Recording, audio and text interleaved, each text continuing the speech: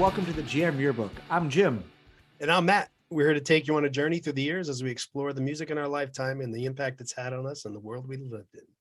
Welcome to version 2018.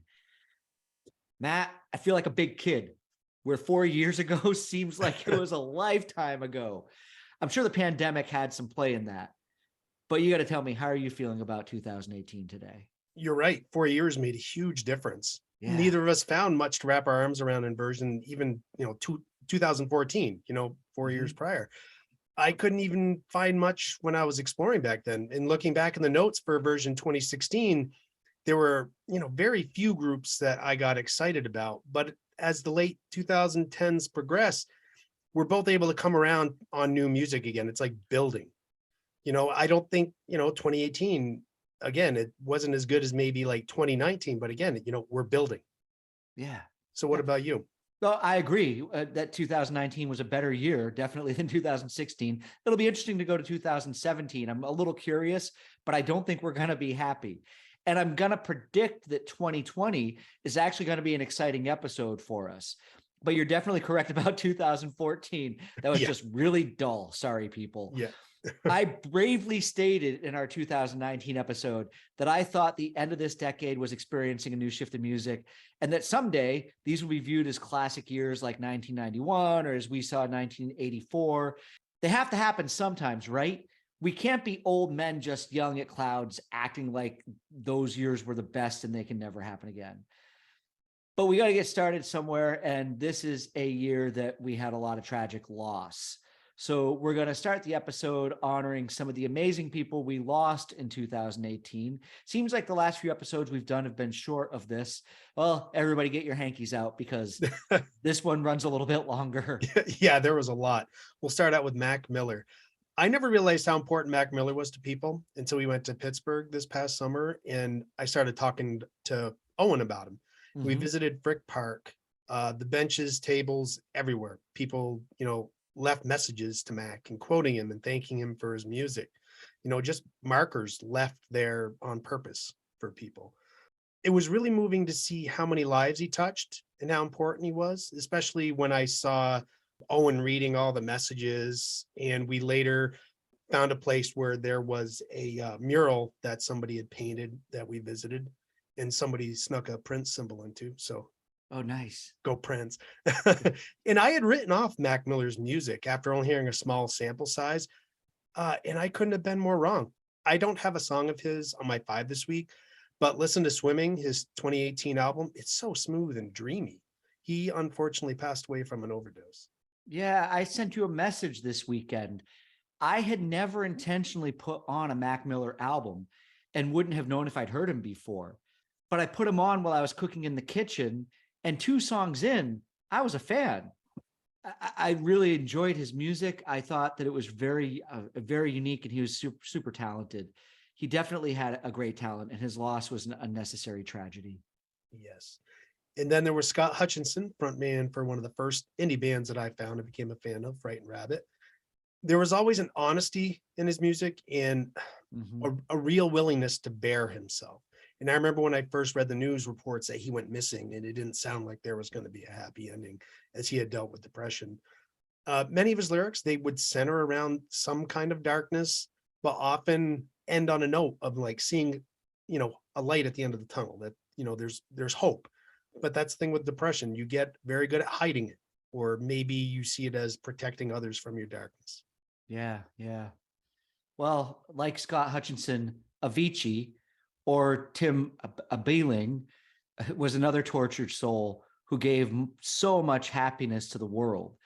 He was a DJ who preferred an eclectic mix in his sound, and he hit the top 10 in 15 different countries. You've probably heard the songs Wake Me Up, Levels, and Hey Brother. There are 3 amazing dance floor, jump up and down festival songs that he contributed to the music world.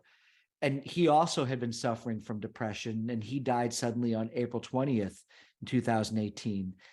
His family released a statement, and I think it kind of says it all. Tim was not made for the business machine he found himself in. He was a sensitive guy who loved his fans but shunned the spotlight. Tim, you will forever be loved and sadly missed. The person you were and your music will keep your memory alive. We love you, the family. Nice. Yeah. And then another big loss, but somebody who had a longer time to spend with us and left an amazing impact was the one and only Aretha Franklin. In 2018, the world mourned the loss of the Queen of Soul. I say the world because she's one of the most accomplished American singers of her time. Over the course of her career, she sold 75 million records. She propelled to fame with the success of some amazing songs: Respect, Chain of Fools, You Make Me Feel Like a Natural Woman, I Say a Little Prayer and Think. She recorded 112 songs that charted on the Billboard charts, and 17 of those reached the top 10. She rose to the top in the 1960s and continued to produce chart-topping singles all through the boom of the 80s. Her appearance in the Blues Brothers is a highlight of that film, already stacked with greatness. I picked the song Think for the cleanup episode that we did that included 1980. And I remember you making the statement, when Aretha sings a song, she makes it her own. She was awarded the National Medal of Arts, the Presidential Medal of Freedom, and has been inducted into the Rock and Roll Hall of Fame, the UK Music Hall of Fame, and the Gospel Hall of Fame. Aretha Franklin is a legacy that could be argued that is unmatched. She died at home on August 16, 2018, and her funeral service was streamed on CNN, BET, MSNBC, Fox News, and the World Network. She was truly a legend. Only legends get an 8-hour funeral. Absolutely. All right. So let's get away from the deaths from this year and let's get to some music, because I think this is going to be a fun conversation. I had a much better time with 2018 than most other years in the 2000s. Start us off with telling us how you were feeling going back just 4 years here. Well, looking into it, for my personal, when I would sit down and listen to music going through and bands that I would like, again, there wasn't a lot. There were some, and we'll hit them, later on. But 2018, my kids were programming rap into my life. Long drives in the car for sports.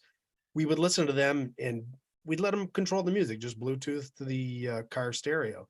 Being so far removed from that genre, and sometimes they listen to older rap, I didn't realize how much they were listening to was new in 2018. I don't like a majority of it, but some of the artists, actually most of the artists they listened to, had a few songs that I really could get into. Can I ask you a question? Yeah. Was this a good parenting moment? Was it a good way to engage your kids? Instead of just them sitting there with headphones on, listening to their own music, you let them control the radio. And so it kind of brought all of you together instead of everybody going off into their own world.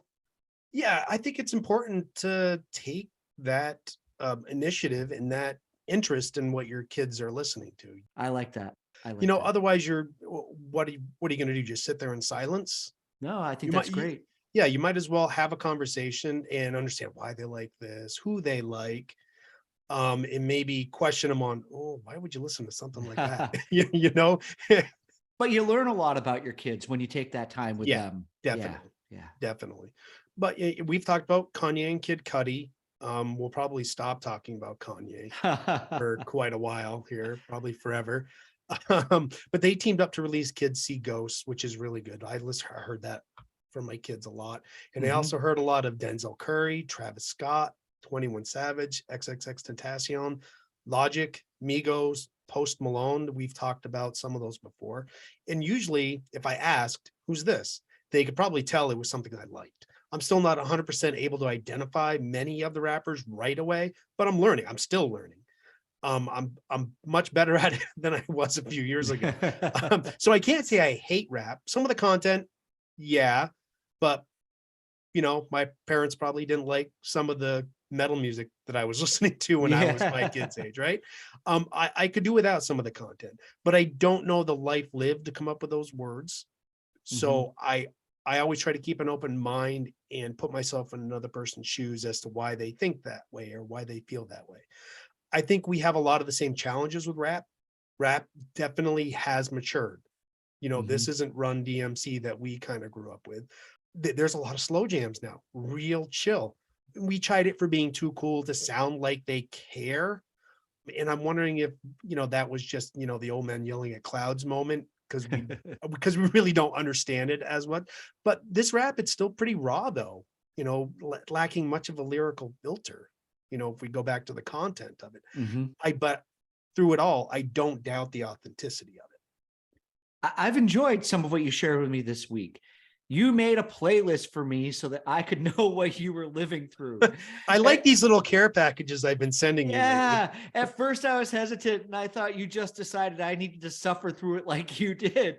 I saw it and I rolled my eyes straight away. I was like, oh, here we go. Yep, I think that was the emoji you sent me. But I think I started to at least understand the style a little bit more. Yeah. And there were some interesting musical parts, mainly some guitar intro and then some themes that ran throughout the songs. I got to admit, some of the songs are easier to listen to than others. Mhm. And I'm not going to start a new phase here and now because you sent Yeah. that playlist to me. But I think if I hear Kid Cudi, I'm going to pay closer attention now. I can probably recognize his voice. Yes. Musically, in other areas, I felt thrown off still. It's a bit more like spoken word to me because it's more percussive and it doesn't often have that groove that the rap we grew up with is associated with. Oh, it's definitely got a different groove. Mm, And obviously the big one, it's that cicada like 808 hi-hats that yeah. that's our biggest challenge. And I have more exposure to it. So yeah, I got that higher tolerance. I don't like that there's no body to that sound of some of those percussive elements. It's all attack with no natural resonance. That's still something I'm getting used to, but that again, that's another old man yelling at cloud moment. I guess because it's not going away.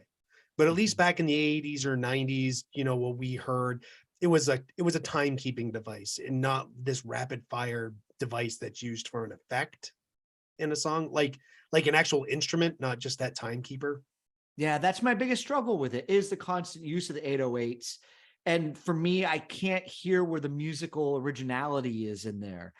But I do think the focus really shifted a lot to the words, and the music or the 808s are just kind of there to fill the gaps between the verses. Yeah, they're trying to find a creative use for them. And if you really do some deep listening to it, there's a lot of musical subtlety that is buried in the songs. I'll try. Yeah, I I'll know. try. It takes time. And ever since we did our metal show, and Uh-huh. recently when in version 1984, I've been giving metal more of a chance. I know what I like, so I make a pretty damn quick decision to pull the plug. Soulfly was right at the edge of what my limits are. And it's usually vocally. If I'd listened more, I probably would have really liked it. After talking about rap and listening to more metal recently, it's all about familiarity and Yeah. how far you're willing to push the limits of what your tolerance is. And it has to be over time, right? I Yes. think that's more of a product of getting older. Whereas when you're younger, you're a little more open and you're like, oh, what's this? As opposed to, oh, what's that? Giving it the stink eye. And then there was pigs, pigs, pigs, pigs, pigs, pigs, pigs. How many pigs is that? A lot. They had an album, King of Cowards, and it fell right into my sweet spot. It's Nice. right in line with Red Fang, kind of sludgy stoner metal, but not too slow. If you go too slow, then you're just going to lose me. Mhm. And I've been drawn to Clutch for a long time. They had a really good album. It's probably more stoner hard rock than metal, but I'm no expert at those lines. They're still pretty fuzzy. In Anvil, Yeah. I've seen this band pop up in the releases, in these 2000s, and I've given them a chance every time, and every time I'm like, Jesus, these guys are really kind of good. And because I saw the documentary that they had that came out, I don't know, 8 whatever years ago or I something. saw that. Yeah. And before that, I had no idea of their existence. It's kind of both sad and frustrating, and it's very entertaining. So in the few years that we've covered that I've seen albums, I've given a few songs a try, and I liked them. And I think I'm getting more accustomed to metal again, and it feels kind of refreshing, like it's almost new again to me. Mhm. There's so much of it that I don't know all the bands and I don't know the genres, and it's really hard to find a band that fits in my wheelhouse when you're doing blind listens. It's very easy to get stuck on like, nope, screaming, nope, growling. Yeah. And then you just tap out because I'm just not going to find that gold that I'm looking Yeah. for right I'm glad that you found a new life in metal again. For me as well, it can still be hit or miss. I always like the screaming guitar solos, those kind of cheesy harmonizing melodies that take place, and the really big sounds. I imagine the flames shooting out on stage while they're playing live. Everybody knows what they like. And well, you and I, we're not an exception to this. I think we've both found a new appreciation, a renewed one for yourself, and maybe a little more of an acceptance for me. Metal is a genre that has a lot of branches, but it's easy, I think, to find one that you like and to hang on to.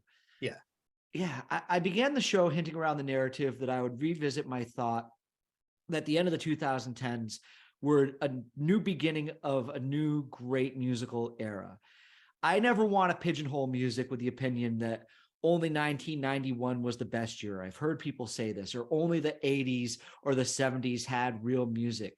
Each generation gets its shot. There are two reasons why I think it skipped a lot of the early 2000s, because as we discussed, the Disney Kids New Metal made a lot of music that had little impact on the fabric. Though that's not the two reasons. What I'm going to say is that there was music there that was really heavily based on image in those late 90s, early 2000s going forward.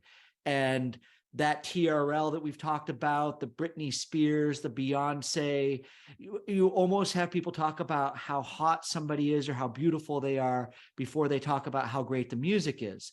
Yeah, and that really kind of irritates me too. It does me too. So the other thing that I think happened is that music got really accessible in the 2000s. And when iTunes came out, when Napster was there, when people were getting all kinds of free music, all of a sudden it turned into quantity over quality. And it didn't matter how good the music was that you had, it mattered how much you had. People wanted to brag about how they had 30 gigabytes of music, not that they had one great album to listen to. Yeah, exactly. You got 25 gigs of crap. Yeah. Well, I think what happened though is now today's generation, they're streaming music. And I know I think with 2018 going forward, this generation isn't really the YouTube generation. That generation might be 5 to 10 years before them. So they were still watching music videos, still basing a lot on aesthetic. But this next generation of the 2018 and onward kids grew up with their parents sitting them down in front of like Baby Shark videos on YouTube and got sick of it. And they started just sitting in their room and going through playlists to find music that they liked. And it didn't matter what people looked like. It mattered whether they liked the song or not. And I think this is why there's been this big shift in music that's taken place. Yeah, and part of that I think is this younger generation, and I'm not gonna crap on them at all. I think this generation is awesome. There's less of an importance around owning the music. Yeah. Whereas our generations, it was like, oh, got to get this album, got to get that album. And then when digital came around, everyone's like, oh, I got to get this album. I never had this album. I got to fill in all my back catalog of all these other groups. And then it just sits there, you know, if it was a physical copy, just be collecting dust. Mm-hmm. And while I still like digital for that reason, because I am a collector, but at the same time, that digital music revolution made music disposable. Yeah. And I respect people like Sandy, who does like to collect a lot of music, because he's the kind of person that's going to go and listen to all of it. And he's not collecting it to show off to everybody. He's collecting it because he wants to listen to it and he enjoys going back and finding that stuff. Oh yeah. I bet if I could go to his apartment, his house, whatever, take a random CD off the shelf, he could tell me exactly everything that's on that CD. Where he bought it, what's on it. Exactly. The right? album before, the album after. Yep. Yeah. Yep. But people like that are more of the exception than the rule. Oh, absolutely. Absolutely. Yeah. So now that we've reached here, I'm seeing the base of my thesis start to ramp up.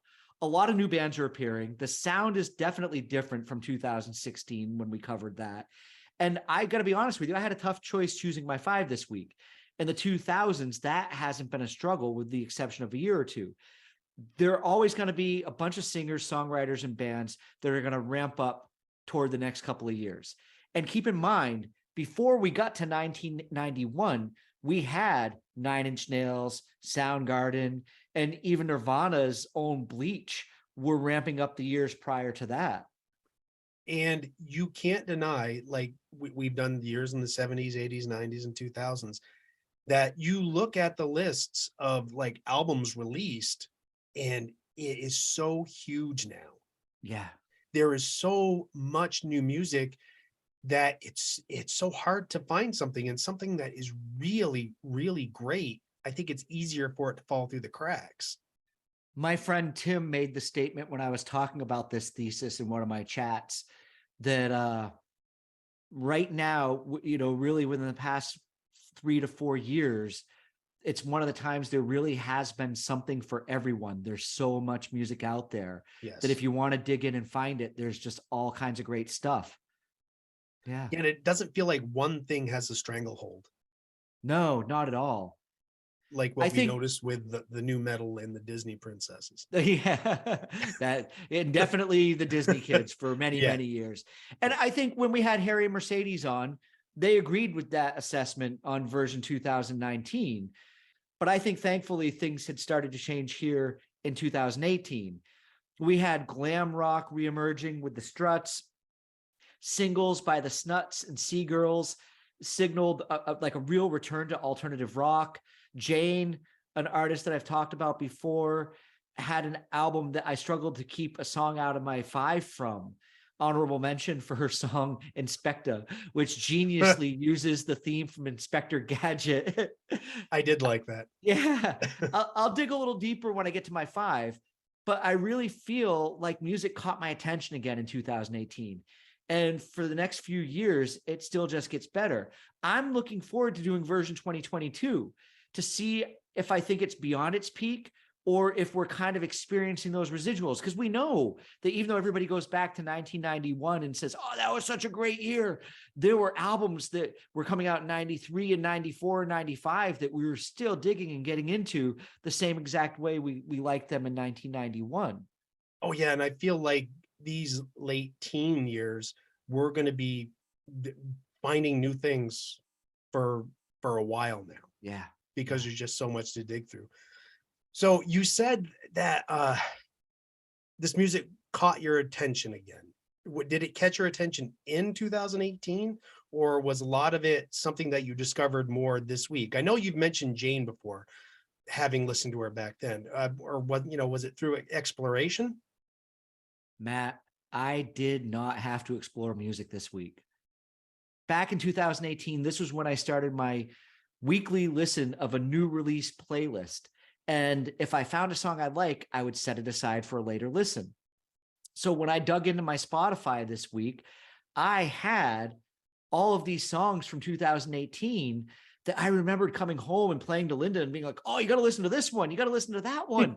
and I thought they were all really cool. Yeah. Jane was one of those bands. Like I said, when we get into the 5, I'll bring a few more of those bands to the forefront.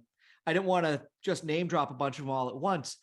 But yeah, the music that I was discovering in that time was starting to get me excited.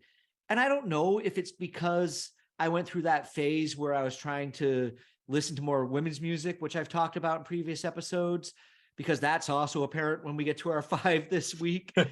But I think that there was a lot of really exciting stuff coming up. And this was the time that it was going to lead towards that. So yeah, that's where I was discovering it. Now yourself, now you said that most of the stuff you were listening to is with your kids. Yeah, I found most of what I listened to was new in 2018. It was the rap that my kids were listening to. I'm really loving these years where I can explore and find some really good music, because I got a chance to explore outside of what I already knew. This is probably the 3rd version in a row where I'll say the name Loretta Lynn. She has a really good album, and I'm still amazed at how good she sounds. She re-recorded Coal Miner's Daughter in a more of a bluegrass style. Okay. And I loved it. And don't worry, this isn't a signal of me having a country reawakening like metal. After the country music Yeah, episode, folks. exactly. But a Willie Nelson song almost made my top 5 Of because course. his Tetra album is phenomenal. That's really good. But rock, the Vaccines, I Can't Quit came real close to making my 5 this week. Mhm. Same with the Fratellis, Star-Crossed Lovers. The more I hear of those bands, the more I'm falling in love with them. Did you listen to the First Aid Kit album Yeah, from I this year? love Oh, them. Yeah, they're that was great. so good. Mhm. And there was so much more of what you liked about them in 2014, just the right amount of country flair. Yeah, they have that element of country, but still Simon and Garfunkel. Yeah. That's what I hear from them. Yep. And the country is just little splashes here and there, not in every Mhm. song, but yeah, Yeah, they're really good. yeah. Well, that's great. I'm glad we were able to talk about the year in music, and I'm excited to talk about our 5 then, because I think as we dig into our 5 songs, we'll explore a little bit further. I think we went through that pretty quickly, but really what we're excited about is where the direction 2018 was going. And I would encourage anybody, if you haven't listened to it yet, go listen to the 2019 episode after this. And Mm. somewhere down the line, we're going to have to do 2020. And yeah, I think at the end of this year, though, before we hit 2020, we're going to wind up doing 2022, or at the end of the year, because we talked about doing that as a year in review. So there's this batch of episodes that I think people can really dig into and listen to. Yeah, they'll all be connected. Yeah, yeah. And that's the fun part about doing this show. So that sounds like we're wrapping up and leading into our 5. Jim, you picked 2018, so it is your duty to lead us off. What is your number 1 song? My first song I'm going to choose, and I talked about women kind of leading the way from 2018 onward a bit, and you don't get much more women than this, Thunder Pussy. And the song is Speed Queen. That's right, folks. I said Thunder Pussy. They're a great rock band.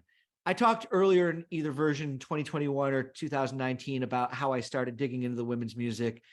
And when I did, I wasn't let down. I think women are a big part of this music shift. And this song is a great example of a phrase you used in an earlier episode about old being new again. This song has epic opening drums. The moment I heard it, it made me go Bonham. It's just the kind of beat but then it has a little flair to it that's cool. Crashing guitars. It's got strong vocals that makes it sound like great classic rock music that had never been written. And the song is about sex. It just it is about as Led Zeppelin as you can get without really ripping off Led Zeppelin. This is a great rock song. And you know what I really loved about it? Listen to that open hi-hat that she's hitting. Yeah. At the very beginning. It's raw, right? It's not overly processed. These sound like fucking drums instead of somebody just squeezing everything and compressing it to hell. Yeah, absolutely. Yeah, this was really good. Yep. So yeah, that's my first song. Go listen to it. Thunder Pussy, Speed Queen. I had to say that again. All right, Matt. So that's my first one. Yeah, I've said that name too many times now. You lead us to your first one. What is your first choice this week? My first one is 150 Rum by JID. It's either this song or Childish Gambino that we blew out the speakers in the garage listening to. They were old, and there's a lot of bass in this song. I love the syncopation and the flow of this rap and the dark tone. Did you really blow out the speakers in your garage? It did. Really did. That's great. Well, you give kids a volume knob. Where does it go? Yeah, it's going to go up. 10. Yes. I'm not going to say anything more. I'm going to let you run through a couple of your songs before I give any commentary, if that's okay today. That's fine. That's fine. Okay. Then you can go on with your second song. I will go on with my second song. And that song is by a band called Superorganism. The song is called Everybody Wants to Be Famous. I was watching a Sunday morning TV show over here, and this band that was really kind of eclectic looking, they were characters. They performed this song using children's instruments. They were blowing bubbles in water and using bottle tops to blow across the top and, sound. And it was really cool. It was unique. It caught my attention. And then I went and watched the YouTube video and I felt like I was watching a hallucinogenic induced short musical film. Like it literally the definition of trippy. And that's what this song is. It's trippy, it's catchy. It kind of reminds me of Ween or like early Ween, the way when they were coming along. I won't say musically, don't go listen to it and think about Ween, but just recording styles and things that they did. And the song just stayed stuck in my head. And it got a good few weeks of repeat listens from me walking to or from work. I just loved to put this song on. I just think they're a cool, unique band with a great perspective on making fresh music. I tapped out pretty early on this one the first time, just because the energy's really low. Oh, and yeah. she sounded so young. Mhm. I'm like, oh man, you chide me about children's music. Mhm. Like, oh my God. But a few more listens and I came around. It's an earworm. It's just it's low key catchy. Yep. Yeah, Go ahead. Yeah. that you just find yourself kind of humming along to before you know it. Yeah. She sounds young and she looks like she's about 12 or 13 years old. I know. I watched the video. I'm like, there's no way she's 17. No. There's no way. Do you know a cool story? They were already a band and they were performing, I think, really kind of instrumental music. And she found them and basically tracked them down and was like, I'm going to be your singer now. And they were like, okay, you're going to be our singer now. But I sent you that article about them this week, and they just seem like the coolest group of people. I recommend looking into Superorganism. They're just a cool band, very different. Like I said, a little trippy, but if you want something that's going to be existential, this is the band to check out. That's my number 2. Wow, I went on for a really long time for that, for the second song. Haven't done that in a while. What's your number 2, Matt? I'm going to go with Lean With Me by Juice WRLD. I had trouble with this song at first because of all the drug talk. Again, we go back to that content in rap. But then I learned talking with my kids about his struggle with addiction. And we've covered Juice WRLD's overdose death in 2019. So on the surface, again, kind of like the Kid Cudi song that I brought, it can kind of seem like a celebration of drug use. But the more listens and the more you know about him and his struggles, I came away more with a take that it's about self-awareness. He knows he's an addict. And I can't help thinking his songs like this, they're a way of asking for help. Yeah. And Juice WRLD, he is a freestyle beast. Check him out on YouTube and search him up freestyling. He goes for an hour, just completely off the top of his head. Like I said, I'm gonna hold off my commentary until we'll do another song. So now that I've covered my second song, we're just going to go directly into Jim's third, because Sorry about I think that. he wants to berate me about all the rap that I'm bringing this week. Well, my third song is Bishop Briggs, and the song is called White Flag. I think I brought Bishop Briggs to the 2021 or I think the 2019 episode, song called Champion. And yeah, I was hoping this wasn't a Dido cover. It's not a Dido cover. No, it's completely different than Dido. Yes. Yeah. And guess what? Like Champion, and you've said this to me, I like fight songs. You've noticed this about me. Yeah. I think it's what you call your annoying optimism. Well, I think part of that comes as well with being in jobs where I felt like I needed to gain some kind of inner strength to go and accomplish something that I was trying to do at work. I've had retail sales positions and always tried to look for that kind of inspiration. Look, I'm not going to go invest in a Tony Robbins video, but I'm going to jump into music to try to get that oomph that drive and to try to share that with the people that worked with me. And that's what this song did. I went through a phase where I listened to Bishop Briggs quite a bit. She has a lot of emotion in her vocal performance and a really strong voice. And like I said, we've discussed that fight songs are my thing. Yeah. And the message of never waving your white flag in life's toughest moments, that appealed to me. No tapping out. That's what I like about it. All right. Okay. That is my number 3. So let's roll right over to your number 3, Matt. Roll with me. Yeah, we're going to go with another rap song, and it is Stir Fry by Migos.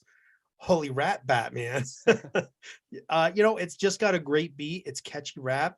and it's a little earworm that you kind of, in the kitchen wrist twisting like it's stir fry, and you go like, well, that's kind of dumb, until you hear it a few times, then you start doing it, and you're like, damn, that's freaking catchy.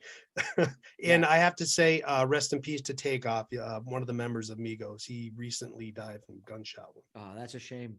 in That's a Houston, shame. Texas. Yes. Okay, so here we go. Matt, I want to know, pull the mask off. Who are you underneath there? Because this guy that just brought 3 of these rap songs to the show. It's really cool to see that you've had this influence in music with your kids. And I know you bring them to the show because of the experiences that you had with them. I like the Migos song. And to be honest with you, I had never heard it before I listened to it this week. And yeah, you're right. Really catchy. And I think it's one of those songs that has kind of like that syncopation that makes you Yes. bounce. And the other thing I've got to give you credit for with these songs is maybe it's a thing where music shifts in 2018. Maybe the stuff that was coming out earlier that I wasn't really paying close enough attention to, or maybe the rap that I'm hearing over here in Britain just isn't getting it right. And so that's why I'm prejudging a lot of the stuff. But there was music in this. It wasn't just all 808s. Stir Fry has a groove. There's something going on there that was really cool. And I think that, there are people out there that go through life and they never shift their opinion about a style of music. And I've really got to give kudos to you because you're bringing these songs. If we talk about that time we met and walked home from school, and if I had turned to you and said, Matt, one day in 2022, you were going to quote me 3 rap songs as your 3 favorite songs of a year, you would turn to me and you would tell me, you'd punch me in the face. Yeah, probably would have beaten Jim up. But I gotta say, it's really cool that you had this experience with your kids, and it allowed you to carry on. And I know your boys are growing up there in the house, and it's one of those things where I think in 5-10 years time, if we'd started the show then, you probably would be bringing these songs around because you've got a nostalgia attached to them from the time that you spent in their good years. Yeah. Yeah, and that's where a lot of those first 3 picks are. It is nostalgia because I found that my kids' music is just as important to them. Mm-hmm. Yep. And again, if you're not growing, you're dying. Yeah. And the one thing that going into this, I wanted to avoid having our playlist become something you could just tune into the radio and listen to. I like that. Yep. So that there are certain years where I bring in, like this week, hey, maybe I want to show you what I explored this week. Yep. Or maybe this was what was popular, or this is what was really, what's the fucking word I'm looking for? This is what, obscure music that I was really digging. Mm-hmm. So on it's really hard with these songs because I don't know how popular they are. Yeah. Right. So I just hope that people give them a chance. Yep. And if you don't like them, you just skip them. I think for the most part, we know that the audience are going to pick the most popular songs to go on a playlist because if you've noticed, if we put obscure songs on the vote, nobody's going to vote. Nobody gets, they don't. They're not. So I do go and look at what was, the top chart hits. And I try to pick songs that I'm going to want to listen to if I'm going to sit down and listen to the playlist. Otherwise, you got to put too much work into it. Yeah. Oh, absolutely. But I think that it's really cool that this is something that you've brought to the show. And yeah, it's really important to have songs like this. So yeah, these 3 is just in honor of my kids. That's all. Yeah. Hey, and they're good songs. They're good songs. Stir Fry is great. Stir Fry belongs on the radio. That definitely is. Yeah. All right. So thank you for those comments. You're welcome. We are going to go to you for your 4th song. Well, speaking of belonging on the radio, and I'm going to say his name, and there's going to be probably a collective groan out there, but it is John Mayer, and the song is New Light. Oh, you get the whole crowd Yeah. going, ah. You know what? There are some people that if you had the right ear and you put John Mayer songs on that fan choice, or not that fan, on the fans, we are fans. Yeah. There are some songs that if we put them on the audience vote, they would pick the John Mayer song. Yes. I have a love-hate relationship with him. I really dislike his early pop stuff. I'm not really that into it. But if you've ever seen the John Mayer trio, they're absolutely amazing. Pino Palladino playing bass, Steve Jordan on drums. If this isn't something you've ever checked out, you got to go watch it. And it's something that gave me a lot more respect for him. And then I've been kind of intrigued over the past few years of his performances with the Dead, going and playing Grateful Dead music. It's really almost engaged me more to watch them. I've gone to YouTube and found myself watching more Grateful Dead in the past 5 years because I'm curious as to what John Mayer's doing on stage with them. But this is one of his pop songs, and it's a simple one. And I think it's cool. I think he just writes these songs effortlessly. It sounds like it belongs in 1976. It has that AM gold radio feel. It probably didn't take much for him to go and write it and record it. It's not super exciting, but it's got a cool little hook and it stays stuck in my head. And when I was thinking about a song I wanted to come up onto the playlist if I was listening to it, this is one that I would think, yeah, that's cool. Wait a minute, this is a John Mayer tune. All right. You're not alone with that love-hate relationship with him. I think a lot of people have that. Mm-hmm. But you can't deny, especially if you watch what he does with the trio, this guy's an amazing guitarist. Oh, absolutely. Oh, Absolutely. because he can, like you said, he's on there playing with the Dead, Mhm. and he's just doing what needs to be done in the song. Yeah, I had a friend one day. I was talking about how I hate John Mayer. John Mayer sucks. And he was like, oh, really? Come sit down. And he put on the John Mayer trio concert video that got released back in the day. And by the end of that concert, I was, did a complete 180. My mind was blown. I saw somebody who really had a background in music that was incredible and an ability, but he also knew how to sell himself properly to the pop radio market and put himself out there. Yeah, because he knows music and he knows how to just write those songs that Yeah. can become hits. Yeah. And thank God he doesn't do it too often. No kidding. All right, so that's my number 4. Let's get on with your number 4. My number 4 will be White Denim and Double Death. This was my number 1 album in 2018 performance. It has a very old school 9 songs on it, which I wish more people would do. Just get it over with. Just put on great songs, no filler. Yeah, I dig everything on that album. And before the whole thing, it just starts over and I listen to the whole thing again. When White Denim started, they were very garage rock sounding, raw and high energy. But you could hear where they're going to end up on some of their later albums. And they still have that energy, but they're so much more focused. It's a great example of a band maturing in the right direction. Mhm. Double Death, it's got this funky groove that it flows so smoothly through the song. Yeah. When I first started digging through 2018 and I saw a White Denim album, I immediately knew you're going to pick a song from it. But this is a great one. I really enjoyed listening to it. I honestly thought when I was listening to it, there are a lot of kind of funky jam bands out there that go too far. And it's funky and what they're doing. These guys keep everything just in the right perimeter for me to stay interested in the song. The breakdowns, the musical changes that take place. And what I liked about it was when I listened to this song a couple of times, I just went straight to the album and started the song up and I'd listen to it. Okay.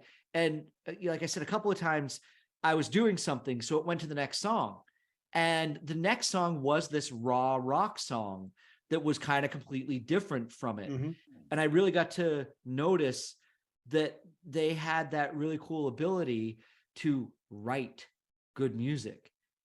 Yeah, I think I've said it before where they're like a jam band that knows how to keep it short. Yeah, exactly. That's what I was hearing. Keep it short and tight and just put Just put what needs to be in the song to keep your attention, make it great, move on to the next one. Yep. Yep. Yeah, White Denim's a great band. Nice. So we're on to your last one. What are you going to My close out your 5 with? my last song is an artist called Corey Henry, and his song is called Love Will Find a Way. Once again, a song I discovered. I was searching through new music on a playlist, and I immediately had to go to YouTube and search for the video. The video is great. It's a live performance of him playing with a band on stage. He sits down, he's playing an organ. And once again, this goes back to our old is new. It's crossing between funk, soul, and R&B, really kind of without stealing from anyone.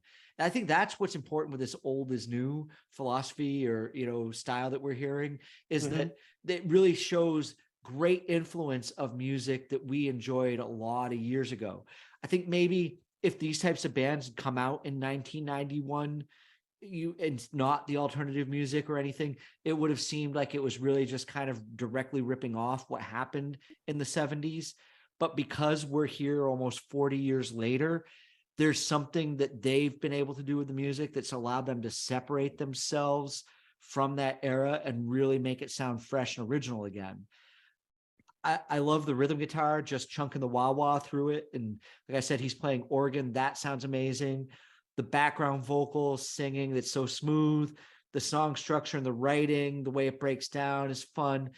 It's as good as any R&B in my opinion. So yeah, Corey Henry, Love Will Find a Way. Check out his stuff. He's a solid talent. Hell yeah, he is. Jesus. And this is at the heart of believing that music is getting better now. Yeah. It's, I didn't get maybe like 20 seconds in and I was just like, oh yeah, this is it. This is great. And to your comment about the running theme we have right here of old is new, I got Stevie and Prince vibes from this. But like you said, you never get the feel that it's ripping off. You just get the feeling that it's an honest influence. Yeah. Yep. Right. There's no rip at all. It's just, No. by the time you get to be 50, you've heard a lot of music, you can pick stuff out. And being a musician, you have your influences. You can't help but having these little tricks in your bag that you do. Yeah. But this was a really great song. Well, I think I'm really glad you brought it. Yeah, I think one of the things when you talk about the tricks you do is we're not hearing the tropes as much in the new music that's coming along. You're right. That's what it is. That's, there's something that we're not hearing that Wilhelm scream. Yeah, they know how to manipulate that rhythm line or that hi-hat, or something just right to make it sound like it's not a direct ripoff of something you've already heard. Yeah, and everything was just perfectly balanced in this song. Yeah. So there we go. Really. That is my 5 from 2018, and I'm happy with them. Yes, you should be. Thank you. What is what is your 5th song? My 5th one is going to be Forgive You by Leon Bridges. This is an album I really got stuck on this week. What a great R&B soul record. It's a beautiful song about a failed relationship. If the title doesn't tell you that, there's doubt and sorrow, but there's also closure and forgiveness and a little bit of a glimmer of hope for the future. You get the feeling that there were some deep feelings that will never go away.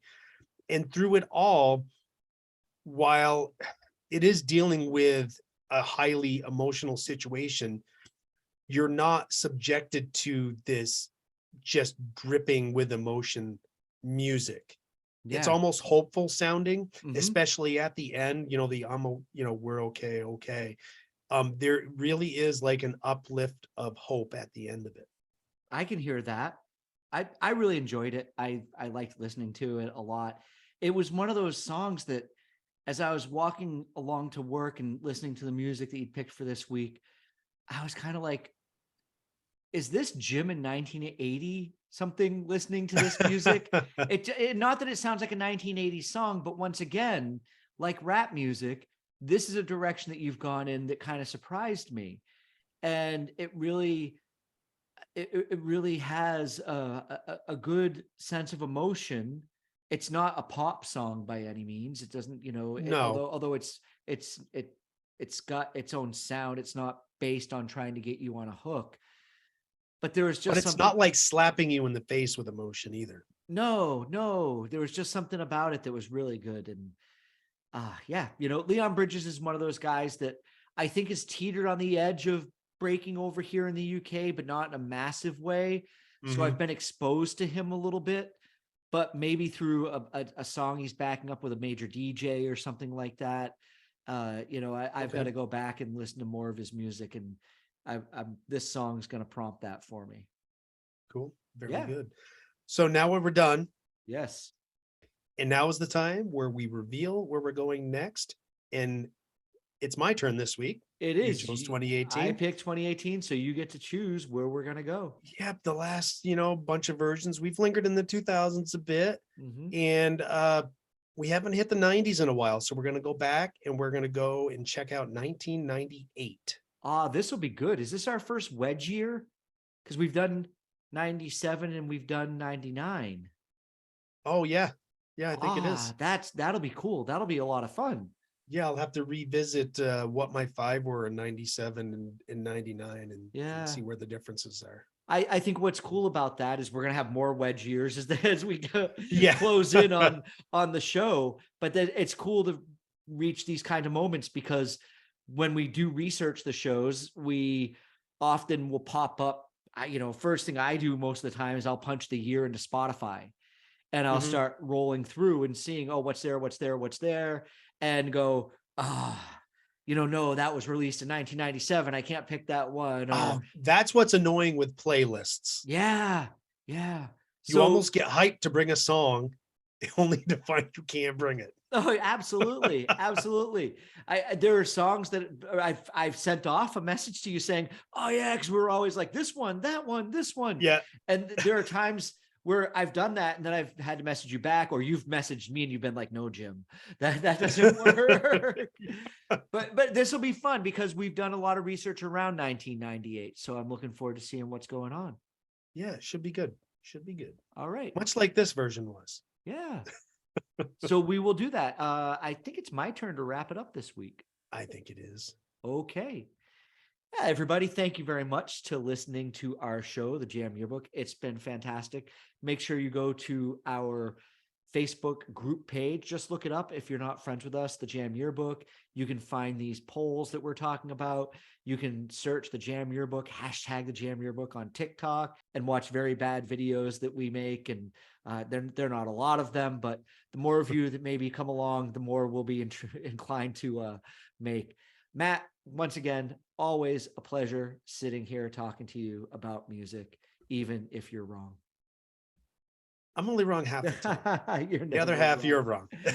It's been nice. We haven't really had a lot of disagreement about music, and I've noticed that we seem to stop ranting. So but there are going to be some years we're going to hit eventually. We'll go back to that. I think you were trying to bait me because you brought in the Disney conglomerate early in the show. I did. I don't know if you're trying to bait me whenever you say Disney or not. So I can see the hairs in the back of your neck rise on Zoom here. All right, everybody. Matt, say goodbye. Goodbye, everybody. And thanks for tuning in, and tune in next time for 1998. Peace, love, and podcast.